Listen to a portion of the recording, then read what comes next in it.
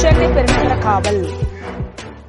சென்னை பெருநகர காவலில் பணிபுரியும் 16 காவல் ஆளுநர்கள் மற்றும் அமைச்சு பணியாளர்கள் குடும்பத்தினருக்கு சென்னை பெருநகர காவல் ஆணையாளர் திரு சந்தீப் ராய் ரத்தோர் IPS அவர்கள் இன்று 23/4/2024 நேரில் அழைத்து அவர்களுக்கு தமிழக காவலர் சேமநல நிதியிலிருந்து ஒதுக்கீடு செய்யப்பட்ட சிறப்பு மருத்துவ சிகிச்சை தொகை ரூபாய் 30,77,494 வழங்கினார்.